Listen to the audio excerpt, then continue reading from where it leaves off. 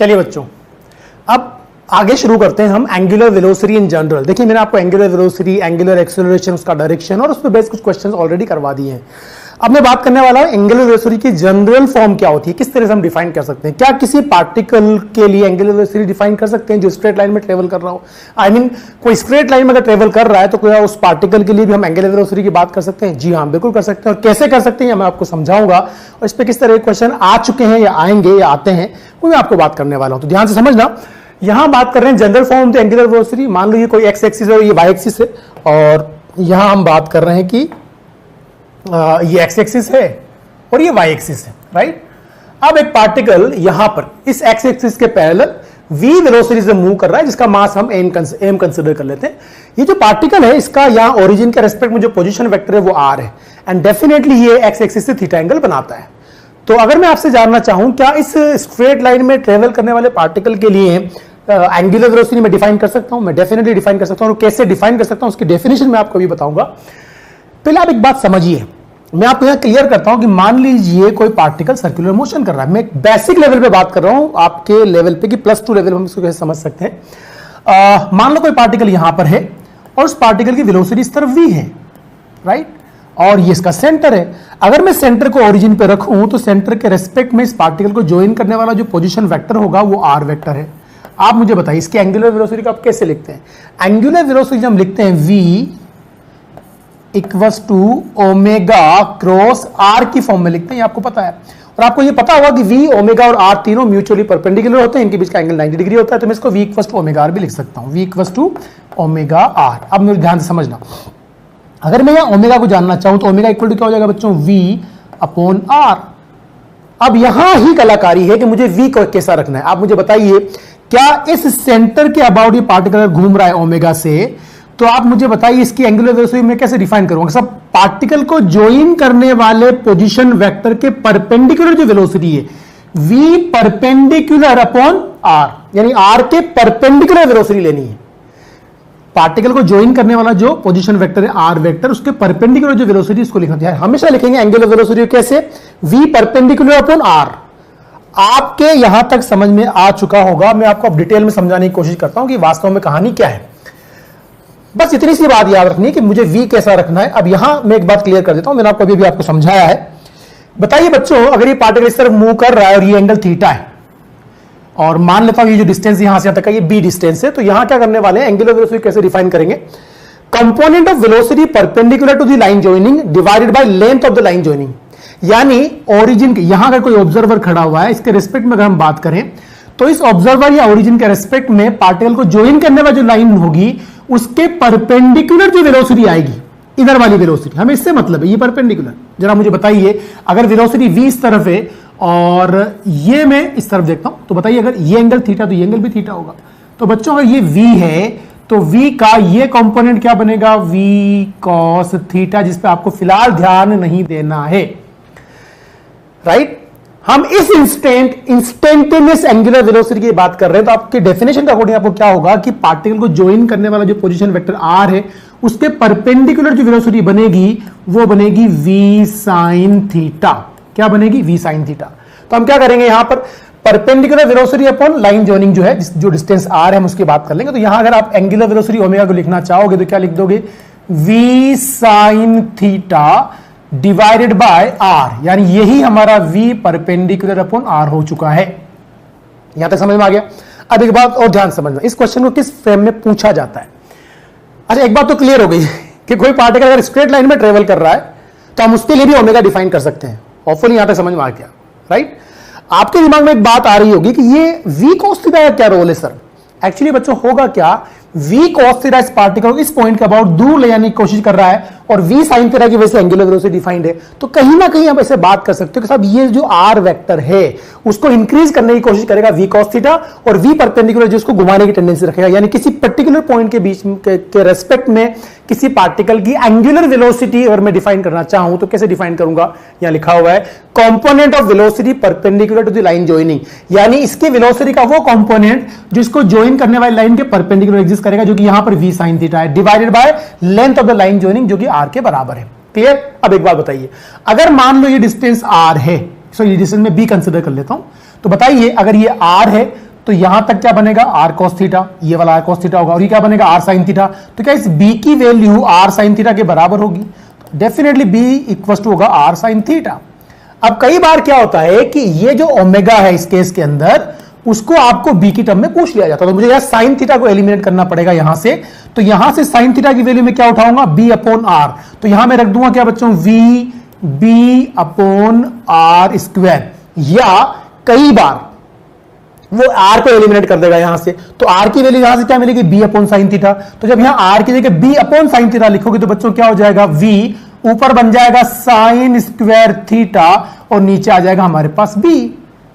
तो ये कुछ फॉर्मेट है जिसकी फॉर्म के अंदर ये क्वेश्चन पूछा जाता है। आपके ऑप्शन में कुछ भी दे सकता है, वो आपके ऑप्शन में ये ऑप्शन भी दे सकता है, ये ऑप्शन भी दे सकता है, ये ऑप्शन भी दे सकता है, या ऐसा भी तो कर सकता है कि तीनों ऑप्शन देके फोर्थ ऑप्शन रॉन्ग दे दे और कौन सा रॉन्ग है ये पूछ ले। वो आप देखना क्वेश्चन में किस तरह से पूछा जाता है। पर आई होप आपको यहां तक समझ में आ गया होगा हमें किस तरह से एंगुलर वेलोसिटी को जनरल फॉर्म के अंदर लेके आना है, जनरल फॉर्म इसकी क्या होती है, किस तरह से डिफाइन करते हैं।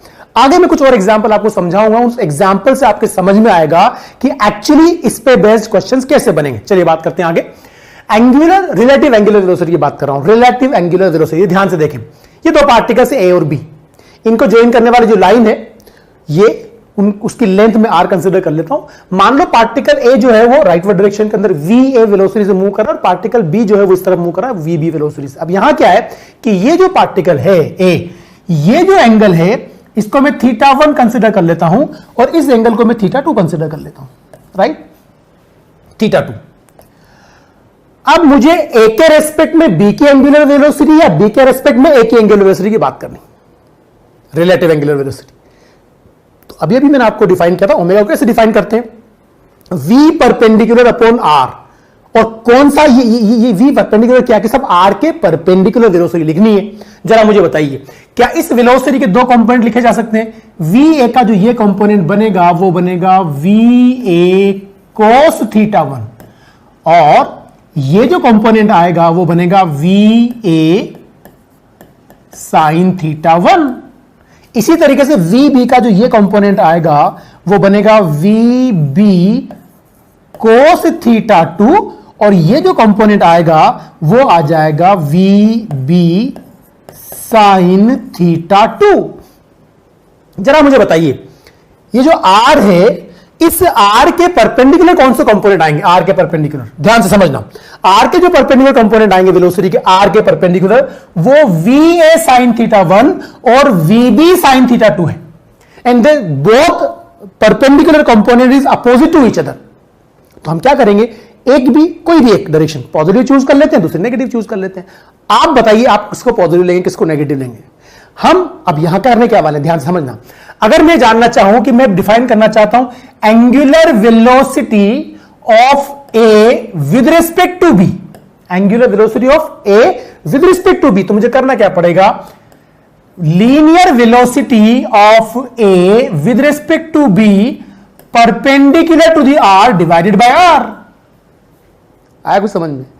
Linear velocity of A with respect to B perpendicular to the R divided by R. तो आप मुझे बताइए आर के परपेंडिकुलर लीनियर वेलोसिटीज ये हैं। अब जिसके रेस्पेक्ट में लेते हैं उसको माइनस कर देते हैं। जरा मुझे बताइए अगर मैं लिखना चाहूं कि what is the linear velocity of A with respect to B perpendicular to the R, मतलब मुझे इनसे कोई लेना देना नहीं है। जब मैं ओमेगा को डिफाइन करूंगा तो मेरे काम में आने वाली वेलोसिटी सिर्फ ये है।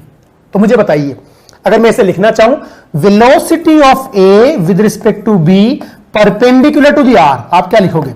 Velocity of A with respect to B, जिसके रेस्पेक्ट में लिया उसको माइनस करते हैं, जिसके रेस्पेक्ट में लिया उसको माइनस करते हैं। तो बच्चों बताइए अगर मैं इसको पॉजिटिव ले लेता हूं, इस वाली डायरेक्शन को पॉजिटिव कंसीडर कर लेता हूं, मान लो डायरेक्शन पॉजिटिव है तो डेफिनेटली ये वाली डायरेक्शन हमें क्या लेनी पड़ेगी? नेगेटिव।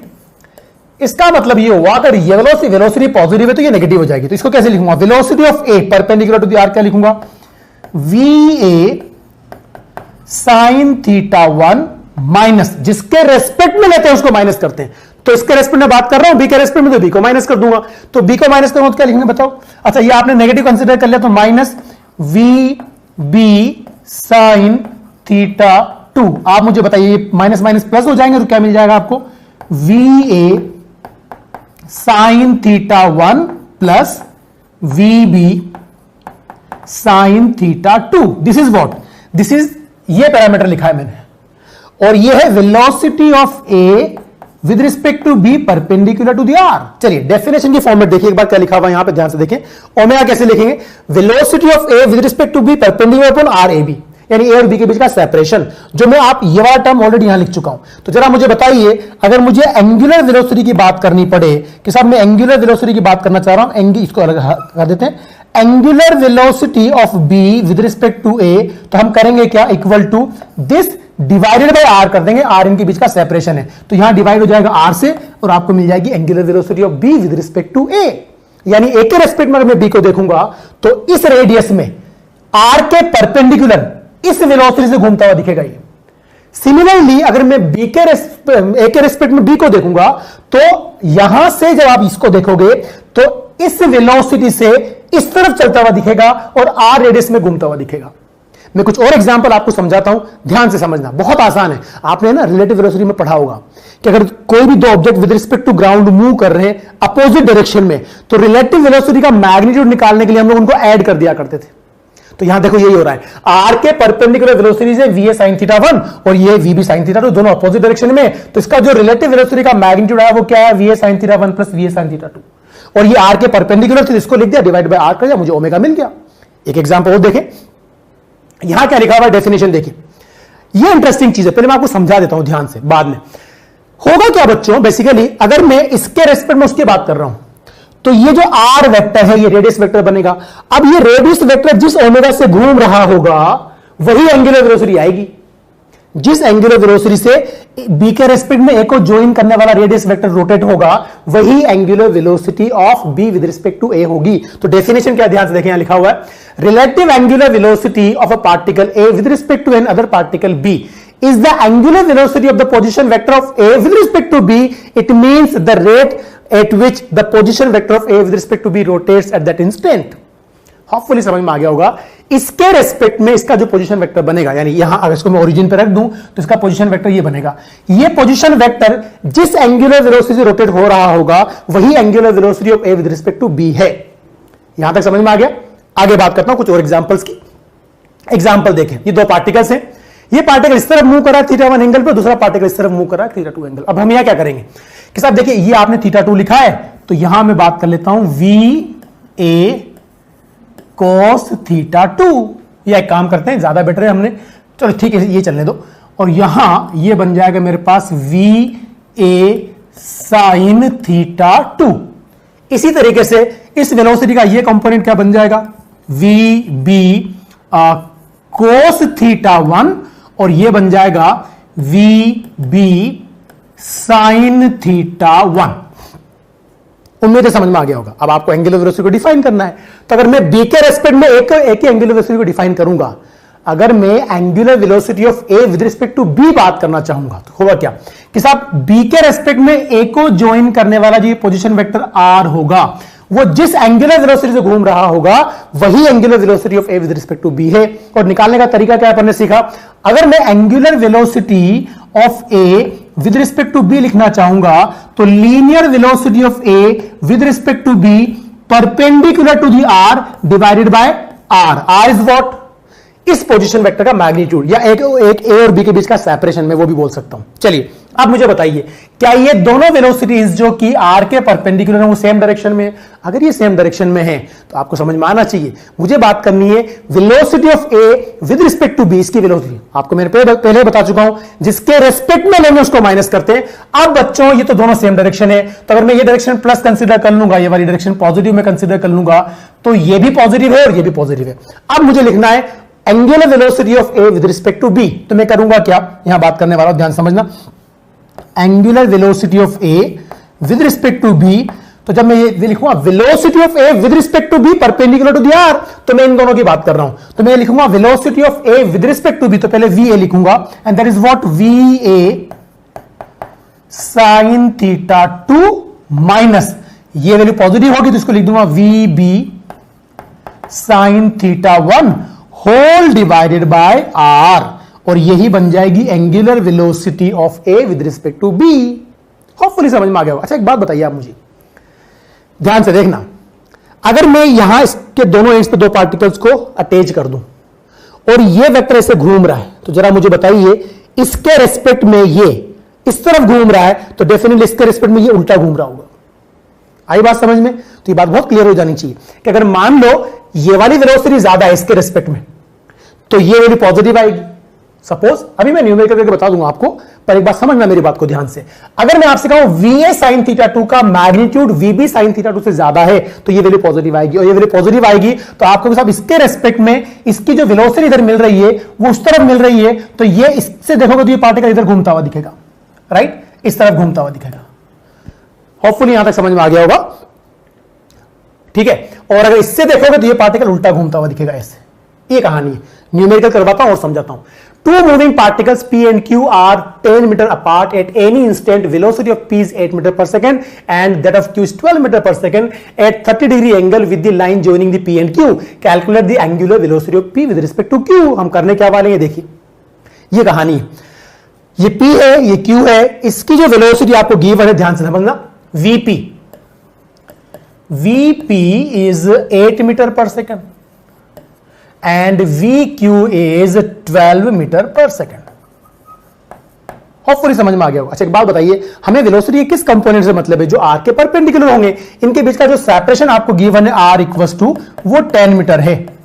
तो बताइए बच्चों इस वेलोसिटी का ये कंपोनेंट क्या आएगा? ये आएगा आपके पास VP sin 30, और sin 30 हाफ होता है, तो VP sin 30 डिग्री बन जाएगा 4 मीटर पर सेकेंड। इसी तरीके से ये क्या आ जाएगा? ये आ जाएगा आपके पास VQ sin 30, और ये बन जाएगा VQ is what? VQ is 12 sin 30 degree, जो कि सोल्व करने पे मिल जाएगा 6 मीटर पर सेकेंड। अब मैं क्या कर रहा हूं?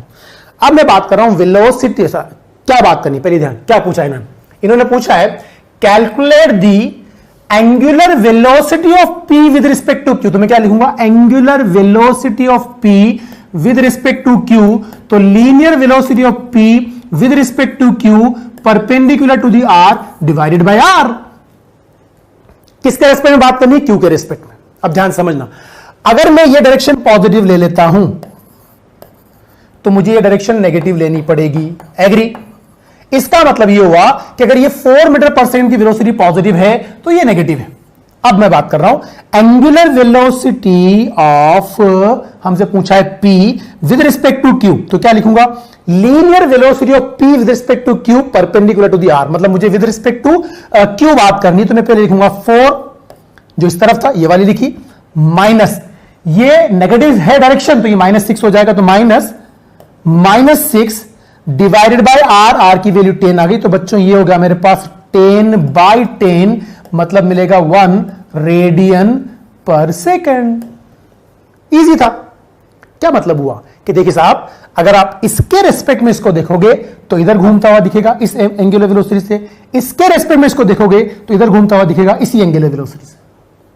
ये कहानी है, ठीक है। तो मेरे इस तरह के क्वेश्चन आप कर लेंगे। इनको ज्वाइन करने वाली लाइन के अलोंग वाली वेलोसिटी हमें कुछ लेना देना नहीं है। हमें पर्टिकुलर इंस्टेंट पर angular velocity of the one particle with respect to other पूछा है, तो उस इंस्टेंट पर हमें यह देखना है कि उनकी ज्वाइन करने वाली लाइन के परपेंडिकुलर जो वेलोसिटीज है वो क्या है, और उसको रिलेटिव वेलोसिटी की फॉर्म में लिख देना है और डिवाइड बाय आर कर देना, आंसर आ जाएगा। तो 3 एग्जांपल मैंने आपको समझा दिए, और इन तीनों एग्जांपल की अगर आप प्रैक्टिस करेंगे तो आप किसी भी तरह का क्वेश्चन फटाक से कर सकते हैं। बढ़ते हैं आगे, देखिए question. A particle is moving parallel to the x-axis as shown in figure such that the y component of its velocity position vector is constant at all instant and is equal to b, ठीक है। Find the angular velocity of the particle about the origin when its radius vector makes an angle theta with the x-axis। मैं आपको ये समझा चुका हूं अच्छे से, एक बार और समझाता हूं क्योंकि ये क्वेश्चन इंटरेस्टिंग और इंपॉर्टेंट और आसान है। देखिए ये कहानी है कि साहब पार्टिकल है जो एक्स एक्सिस के पैरेलल v वेलोसिटी से मूव कर रहा है, और आपसे कहा है कि इसकी पोजीशन वेक्टर का जो y एक्सिस के अलोंग कंपोनेंट है वो कांस्टेंट है, that is equal to b। यानी ये पार्टिकल इस एक्सिस पे चलेगा तो इसका जो पोजीशन वेक्टर बनेगा उसका ये कंपोनेंट हमेशा b के बराबर होगा।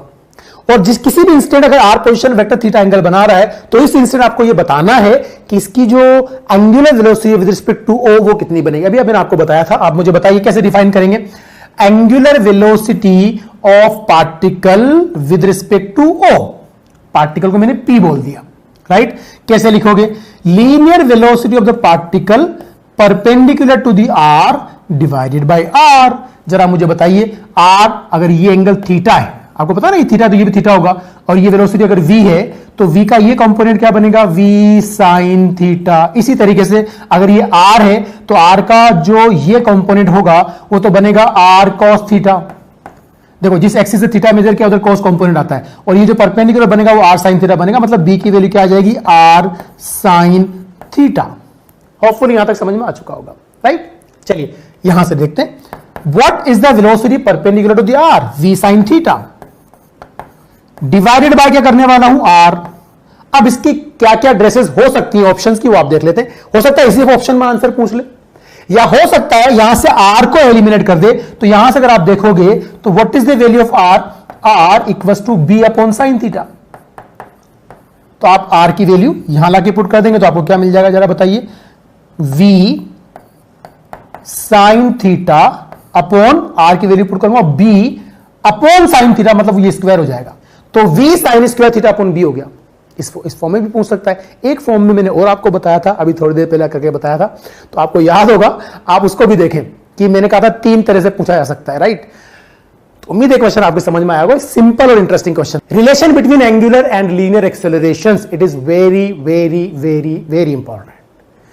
जब आप डिफरेंशिएशन करते हो, समझना मेरी बात को ध्यान से, अगर आपसे कहा जाए कि बच्चों प्रोडक्ट रूल ऑफ डिफरेंशिएशन क्या होता है, तो आप बोलेंगे साहब if y equals to u dot v, what is the value of dy by dx के साथ, ये तो हमें अच्छे से आता है। पहले हम क्या करते हैं, u को कांस्टेंट रख के v को डिफरेंशिएट कर देते हैं, प्लस v को कांस्टेंट रख के u को डिफरेंशिएट कर देते हैं। इसको आगे पीछे आपकी मर्जी में जैसे लिखो, कोई फर्क नहीं चलने वाला, क्योंकि ये डॉट प्रोडक्ट है और ये स्केलर फॉर्म है। लेकिन वेक्टर में फर्क चलता है, वेक्टर में फर्क चलता है। वेक्टर में आप आपकी मर्जी में जैसे नहीं लिख सकते, क्योंकि क्रॉस प्रोडक्ट को अगर आपने उल्टा सीधा लिख दिया तो डायरेक्शन बदल जाता है। तो जब भी वो क्रॉस प्रोडक्ट वाले सिचुएशन के अंदर डेरिवेटिव लेगा तो बहुत तमीज से करना है, समझ के, जैसे सिखा रहा हूं वैसे ही, वरना गड़बड़ हो जाएगा।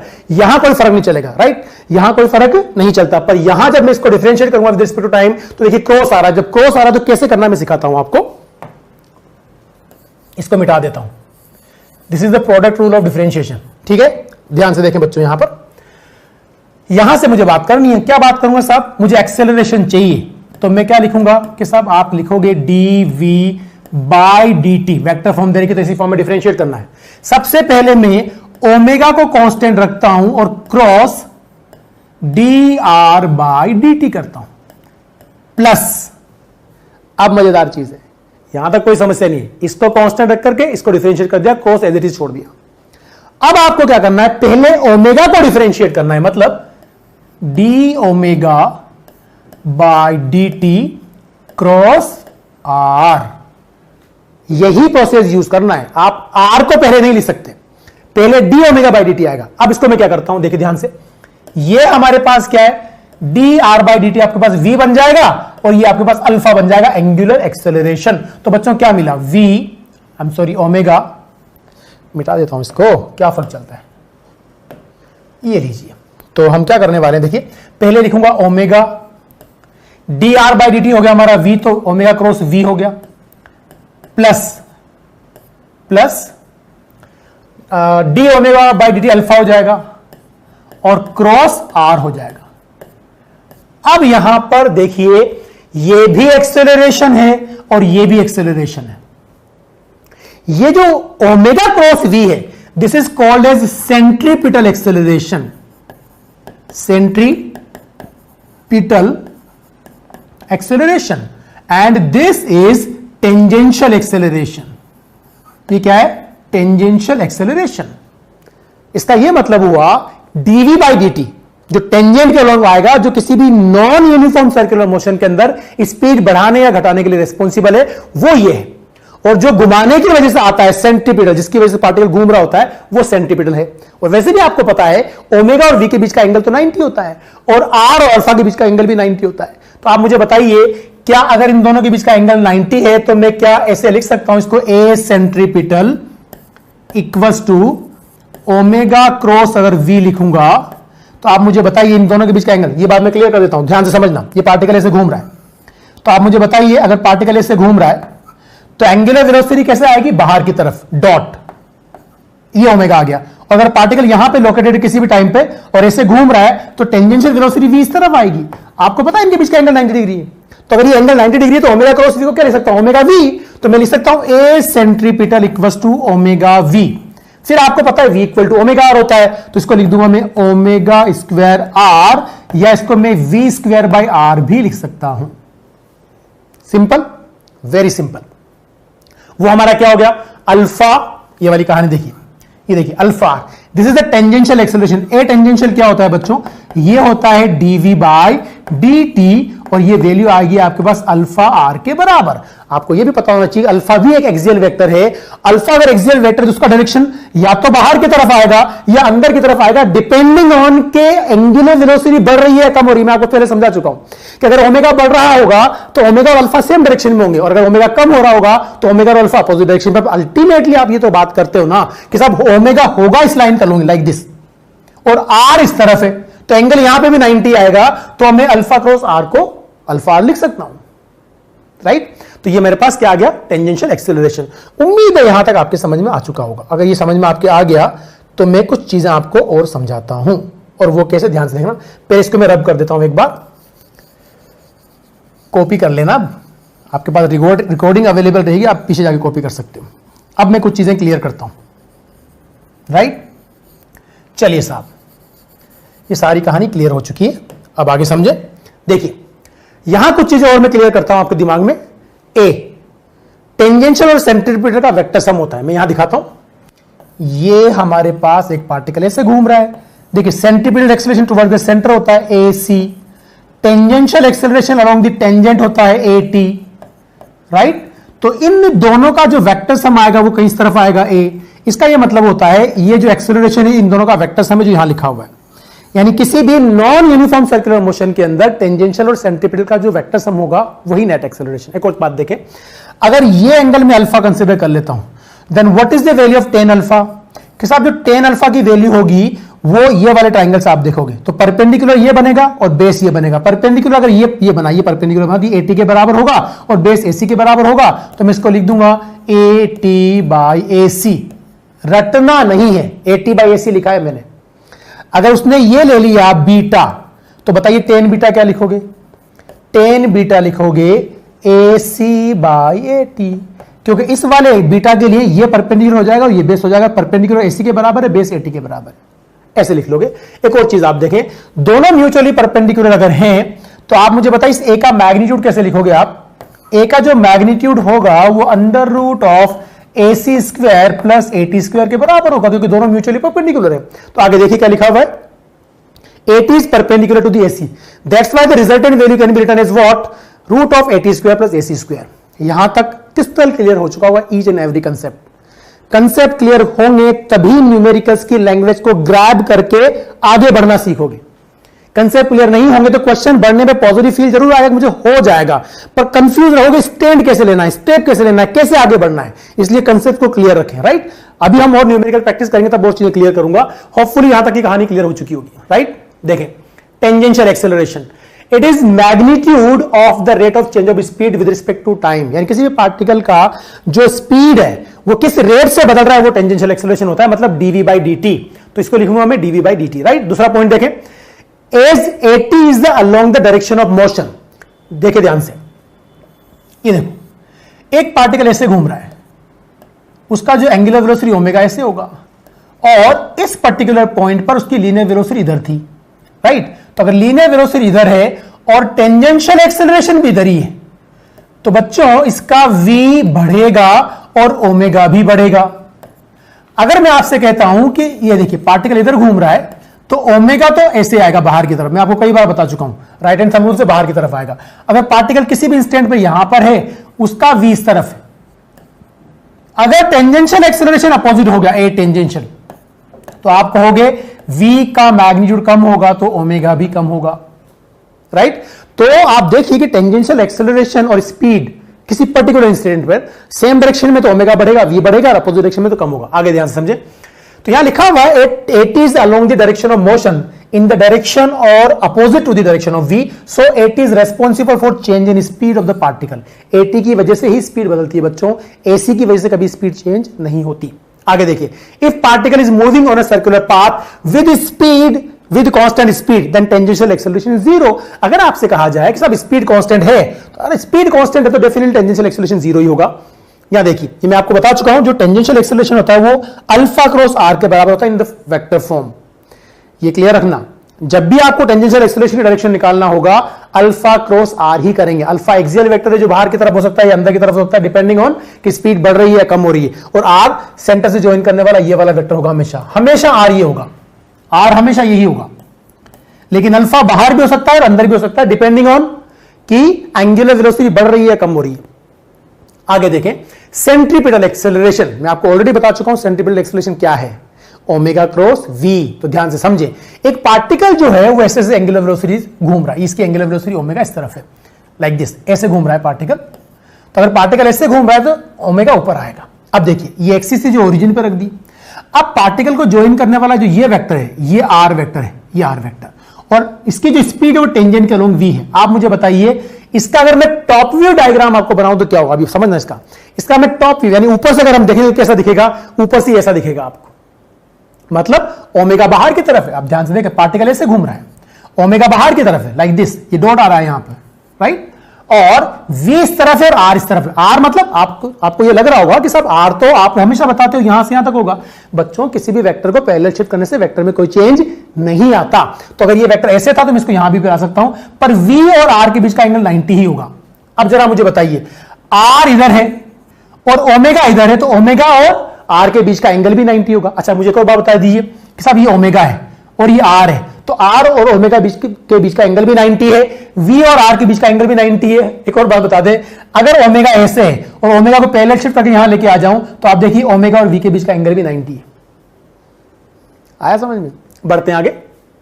देखिए, सेंटीपिटल एक्सेलरेशन क्या होगा, ओमेगा क्रॉस v, और इनके बीच का एंगल क्या होता है, परपेंडिकुलर होते हैं, तो थीटा की वैल्यू क्या हो जाएगी, 90 डिग्री। क्या हो जाएगी, 90 डिग्री। तो आप मुझे बता दीजिए, अगर मैं आपसे जानना चाहूं तो आप AC इक्वल टू क्या हो जाएगा, ओमेगा इंटू वी, और v की वैल्यू ओमेगा r होती है, तो मैं इसको लिख दूंगा ओमेगा स्क्वायर इंटू r, और अगर मैं ओमेगा की वैल्यू v बाई आर लिख दूंगा तो बच्चों बन जाएगा v स्क्वायर बाई आर। ठीक है, this is the magnitude of centripetal acceleration is always directed along the centre of the circle. ठीक है, आगे बढ़ते हैं। ये मैं आपको ऑलरेडी बता चुका हूं कि देखिए v को ओमेगा क्रॉस r लिख दिया, इनके बीच का एंगल भी 90, इनके बीच का एंगल भी 90, तो सोल्व करने पर आपको मिल जाएगा v स्क्वायर बाय r या omega square into r। Centripetal acceleration is always perpendicular to the velocity. मैं आपको बता चुका हूं, v इस तरफ है, तो आप समझना मेरी बात को ध्यान से, अगर v इस तरफ है तो centripetal acceleration toward the centre होगा ac। अगर कोई पार्टिकल यहां था तो बच्चों v इधर था, तो सेंट्रीपिटल एक्सेलरेशन सेंटर की तरफ होगा ac, एंगल 90 होगा नहीं होगा। जब पार्टिकल यहां था तो टेंजेंशियल स्पीड इस तरफ होगी, रही होगी, और centripetal acceleration toward the centre होगा। ये जो एंगल है वो हमेशा 90 ही मिलेगा। जब पार्टिकल यहां रहा होगा तो इस तरफ v होगा, ठीक है, और centripetal acceleration toward the centre होगा, इनके बीच का एंगल हमेशा 90 डिग्री आएगा। ठीक है, centripetal acceleration is always perpendicular to the velocity at each point, right, therefore it's responsible for change in direction of the velocity. मैं आपको ये बात तो शुरुआत में समझा दिया था जिस दिन अपन ने सर्कुलर मोशन शुरू किया था, कि बेसिकली जब फोर्स वेलोसिटी के परपेंडिकुलर लगाते हैं तो वो करता क्या है, वो सिर्फ डायरेक्शन ऑफ वेलोसिटी बदलता है, मैग्नीट्यूड नहीं बदल पाता। इन टर्म ऑफ मैग्नीट्यूड क्या लिख सकते हैं अपन, ओमेगा स्क्वायर इंटू आर या वी स्क्वायर बाय आर, जो मैं आपको ऑलरेडी बता चुका हूं, उससे फर्क नहीं चलता कि रेडियस स्मॉल आर लिखा है कैपिटल आर लिखा है, वो आपकी चॉइस है। आगे मूव करते हैं, नेट एक्सेलरेशन की बात करते हैं। ध्यान से समझना, ये सर्कल था और पार्टिकल यहां लोकेटेड है। अब ध्यान समझिए, ये सेंट्रीपिटल एक्सेलरेशन होगा, ये टेंजेंशियल एक्सेलरेशन होगा, तो रिजल्टेंट एक्सेलरेशन किधर आएगा, इस तरफ आएगा। और अगर मान लो ये वाला एंगल में अल्फा थीटा कंसीडर कर लूं, then what will be the value of tan theta my dear, tan theta is equals to perpendicular upon base. आप मुझे बताइए, ये जो 80 है इसको उठा के यहां लेके आ जाओ, तो ये बन जाएगा परपेंडिकुलर और ये बन जाएगा बेस। तो ये बताइए क्या AT बाय AC होगा। इसी तरह से अगर ये एंगल में बीटा कंसीडर कर लूं तो बच्चों बताइए tan बीटा की वैल्यू में क्या लिख सकता हूं, आप सब समझदार हैं। बीटा के लिए परपेंडिकुलर ये बन जाएगा AC के बराबर और बेस AT के बराबर हो जाएगा, तो AC बाय AT लिख दूंगा, राइट, सिंपल। तो AC बाय AT लिखना है या AT बाय AC लिखना है, इस बात पर डिपेंड करेगा कि आपने एंगल टेंजेंशियल से मेजर किया हुआ है रिजल्टेंट का या सेंट्रीपिटल से मेजर किया हुआ है। अगर आपने सेंट्रीपिटल एक्सेलरेशन के साथ रिजल्टेंट का एंगल मेजर किया हुआ है तो फिर AT बाय AC लिखूंगा, और टेंजेंशियल से मेजर किया हुआ तो AC बाय AT लिखूंगा। क्लियर? चलिए, आपको पता है AT और AC म्यूचुअली परपेंडिकुलर है, तो resultant under root of AT square plus AC square आएगा। ये कहानी सारी मैं समझा चुका हूं आपको। अब आप अच्छी तरह जानते हैं कि जो सेंट्रीपिटल एक्सेलरेशन होता है उसकी value v square by r होती है, तो यहां v स्क्वायर बाय r लिख दूं, उसका होल स्क्वायर आ जाएगा। टेंजेंशियल अल्फा r होता है तो वो लिख दिया, वो कोई खास बात नहीं है, वो हम इजीली कैलकुलेट कर सकते हैं। टेन थीटा की वैल्यू AT बाय AC होगी, क्योंकि मैं थीटा को इसको बोल रहा हूं। लेकिन अगर एंगल उधर से मेजर कर लिया तो उसको मैं AC बाय AT भी लिख सकता हूं। What will be the ratio of angular speed of the particles with respect to A and B respectively? ये बहुत अच्छा क्वेश्चन है, बहुत बार एग्जाम में पूछा है। ध्यान से देखें, ये पार्टिकल है और ये लाइन ज्वाइन करने वाली है, ये A और B है। आपको इस पार्टिकल की एंगुलर वेलोसिटी की वैल्यू बतानी है with respect to A and B, यानी omega A upon omega B बताना है। पार्टिकल की A के रेस्पेक्ट में एंगुलर वेलोसिटी क्या होगी और B के रेस्पेक्ट में क्या होगी। बच्चों एक बात बताइए, अगर मैं ये आपसे पूछो तो ये R बनेगा नहीं बनेगा, और यहां से यहां तक क्या बनेगा 2R। क्लियर। फिर ये देखिए, B से ज्वाइन किया पार्टिकल P ने, इस लाइन ने, और ये A से ज्वाइन कर लिया। अब मेरी बात को ध्यान से समझना, अगर ये एंगल अल्फा है और ये एंगल बीटा है, जरा मुझे बता दीजिए क्या आप angle equal to arc length upon radius पढ़ते हैं? बताइए, ये आर्क लेंथ मान लेता हूं, क्या मान लेता हूं? आर्क लेंथ डेल्टा एस मान लिया। तो आप मुझे बताइए, पार्टिकल को ज्वाइन करने वाली लाइन और ये 2R रेडियस, आप मुझे मेरी बात ध्यान से समझना, इसको अगर सेंटर मानूंगा तो ये पार्टिकल यहां से यहां 2R में चला, ठीक है, और अगर इसको सेंटर मानूंगा तो ये R रेडियस में चला। ये बात क्लियर हो गई। आप मुझे बताइए, दोनों के लिए आर्क लेंथ सेम होगी नहीं होगी? इस वाले के लिए भी आर्क लेंथ डेल्टा एस है और इस ट्राइंगल के लिए भी आर्क लेंथ डेल्टा AC है, तो दोनों का डेल्टा एस तो सेम है, डेल्टा एस दोनों के लिए सेम है। अब रही बात रेडियस की, तो मुझे बताइए जिसका रेडियस हाफ होगा, आप मुझे बताइए बी के रेस्पेक्ट में रेडियस कितना है R, और ए के रेस्पेक्ट में रेडियस कितना है 2R। तो मुझे बताइए क्या angle inversely proportional to radius जा रहा है? डेफिनेटली जा रहा है, क्योंकि डेल्टा एस दोनों के लिए सेम है। तो आप मुझे बताइए, अगर बच्चों ये एंगल थीटा रहा तो क्या ये एंगल 2 थीटा होगा? क्यों होगा सर? कि साहब दोनों का डेल्टा एस सेम है। इसके रेस्पेक्ट में यहां से पार्टिकल जब यहां पहुंचा तो 2R रेडियस में चला, इसके रेस्पेक्ट में R रेडियस में चला, तो जहां रेडियस डबल होगी वहां एंगल हाफ होगा। तो यहां रेडियस 2R है इसलिए एंगल थीटा है, यहां रेडियस R है तो एंगल 2 थीटा है। बहुत सिंपल था, राइट। अब मुझे बताइए, क्या दोनों के लिए यहां से यहां आने का टाइम, अगर ये P है ये Q है, तो यहां से यहां आने का टाइम डेल्टा T है। अब एंगुलर वेलोसिटी क्या होती है? सब एंगुलर वेलोसिटी होती है delta theta by delta T। तो दोनों के लिए डेल्टा T सेम है। अगर डेल्टा T सेम है तो जो भी एंगुलर डिस्प्लेसमेंट का रेशियो होगा वही एंगुलर वेलोसिटी का रेशियो होगा। आप मुझे बताइए, इसके रेस्पेक्ट में, ए के रेस्पेक्ट में कितना एंगुलर डिस्प्लेसमेंट है? थीटा, और इसके रेस्पेक्ट में कितना एंगुलर डिस्प्लेसमेंट है? 2 थीटा। तो रेशियो क्या मिलेगा बच्चों? 1:2। खत्म, सिंपल। आ गया समझ में? कुछ बच्चों को तो डायरेक्टली बताता है साहब इस एंगल का जो रेशियो 1:2 होता है, और सेम टाइम में यहां से यहां चला है तो एंगल स्वेप्ट आउट का रेशियो अगर 1:2 है तो एंगुलर वेलोसिटी का रेशियो भी 1:2 ही होगा। ओमेगा जो आपका होता है वो delta theta by delta T होता है। टाइम दोनों के लिए सेम है, तो जो ओमेगा है वो directly proportional to delta theta हो जाएगा। Simple. So it was a simple question. Hopefully question भी आपको समझ में आ गया होगा, और अब तक मैंने जितना समझाया है पढ़ाया है उसको अच्छे से प्रैक्टिस करना, तभी मजा आएगा। जैसे जैसे आगे बढ़ेंगे और अच्छे क्वेश्चन करेंगे। अब मैं आपको बहुत सारे प्रैक्टिस करवाऊंगा क्वेश्चन, इतने क्वेश्चन प्रैक्टिस करवाऊंगा, अभी आप कंसेप्ट सीखें, पर जितना मैंने अभी तक पढ़ाया है उसको अच्छे से प्रैक्टिस करो लिख लिख करके, तभी आगे आपको न्यूमेरिकल को आप एंजॉय कर पाएंगे मेरे साथ। फिर आगे आप पढ़ते जाओ, जब धीरे धीरे आगे पढ़ोगे मैं आपको ऐसे तरीके सिखाऊंगा न्यूमेरिकल सोल्व करने के कि मैं गारंटेड बोल रहा हूं आप फिजिक्स के क्वेश्चन बायोलॉजी की तरह सोल्व करेंगे। प्रॉमिस है आपसे, बस सिस्टमेटिक तरह से प्रैक्टिस करना, ठीक है।